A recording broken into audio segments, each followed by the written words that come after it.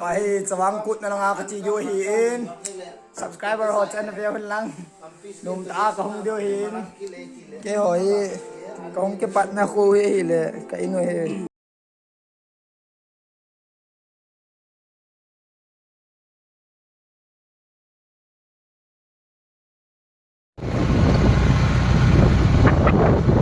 Start level good program anin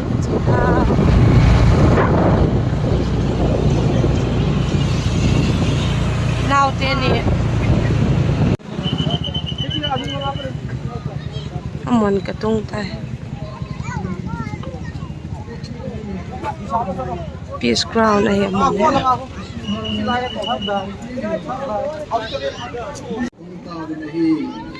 इसे प्रोग्राम को पनवापना अतो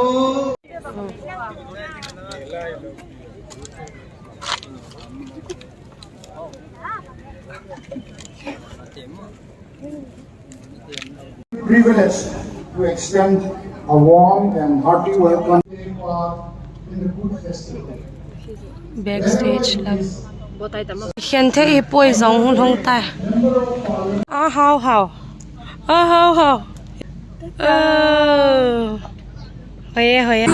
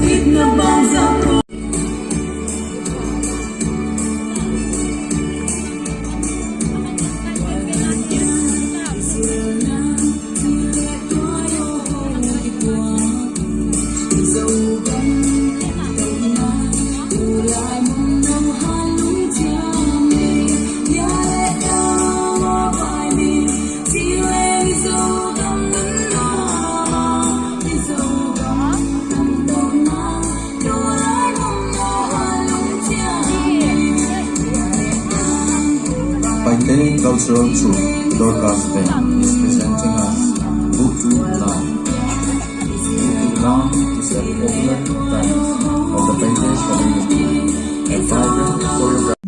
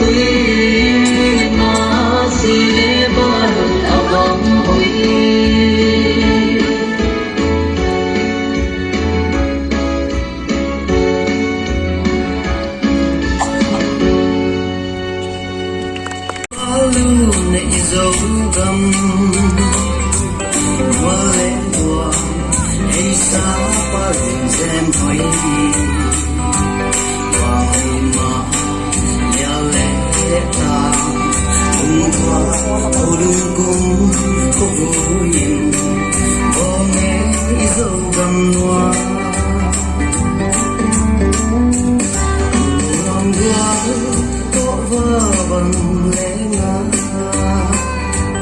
tam tam ca sa gối tay phải ôm nào xin bằng đây alung sang ta em đâu em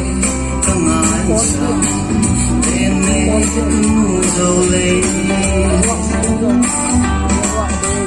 tuy dung giang thua lung xoang ngoài á tung sung kian pi lai dòng to hồn đi kian gần lấy phân mong nô tê mung hoàng ngà băng lam không về ni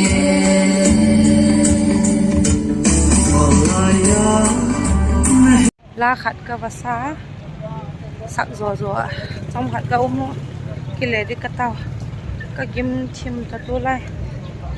ina chol dam ut zo pa paulin lal mla pa gari ai thak ko choi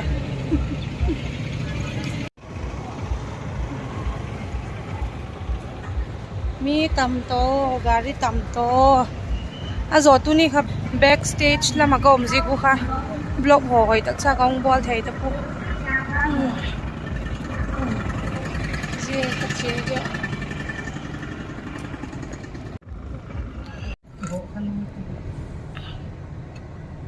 ta tui lom lai ya ke chai nai ta ki enjoy lo lama ma backstage ha ki tung char cha saval jing ke di black suit a ka hung ke